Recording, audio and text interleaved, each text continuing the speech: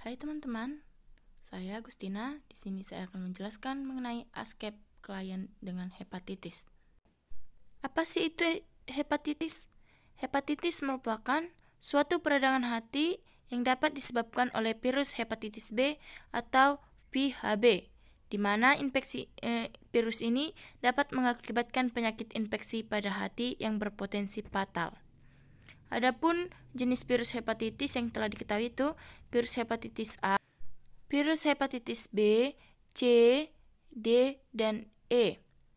Selanjutnya, hepatitis merupakan suatu penyakit peradangan yang disebabkan oleh infeksi virus yang menyebabkan sel hati mengalami kerusakan sehingga tidak dapat berfungsi sebagaimana mestinya.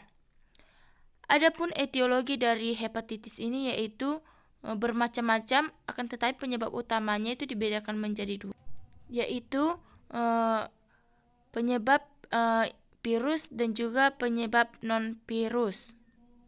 Adapun penyebab hepatitis menurut Weni Sari 2008 yaitu obat-obatan, bahan kimia, reaksi transfusi darah yang tidak terlindung virus hepatitis, dan juga infeksi virus.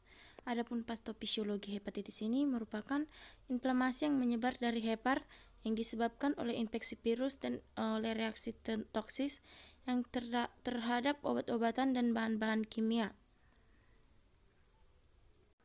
Inflamasi pada hepar karena invasi virus akan menyebabkan peningkatan suhu badan dan peregangan kapsula hati yang memicu timbulnya perasaan yang tidak nyaman pada perut. Adapun tanda dan gejalanya itu mengalami gejala yang mirip seperti flu atau mual muntah, demam dan lemas, feses berwarna pucat, mata dan kulit berubah menjadi kekuningan, sakit perut, berat badan turun tanpa sebab, urin menjadi gelap seperti teh, kehilangan nafsu makan, dan nyeri perut ataupun nyeri sendi. Adapun pemeriksaan diagnostik hepatitis yaitu tes fungsi hati, tes antibodi virus, USG perut 5, dan biopsi hati.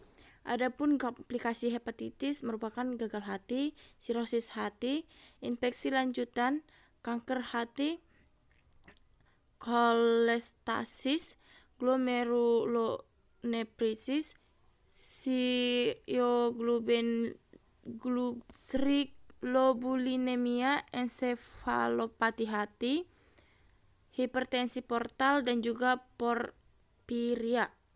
Adapun penanganannya yaitu istirahatkan pada periode akut dan keadaan lemah. Kemudian diet jika pasien mual tidak nafsu makan, medikamentosa. Prognosisnya itu pada hepatitis A, prognosis hepatitis A baik dan pasien cepat sembuh sempurna. Kemudian proses keperawatan itu yang pertama pengkajian, di mana dikaji biodata, keluhan utama pasien, riwayat kesehatan, data dasar pengkajian pada pasien dengan penyakit hepatitis. Diagnosa keperawatannya itu yang pertama gangguan nutrisi, kurang dari kebutuhan tubuh yang berhubungan dengan anoreksia, diare, mual atau muntah, risiko kekurangan volume cairan, dan juga nyeri yang berhubungan dengan inflamasi hati.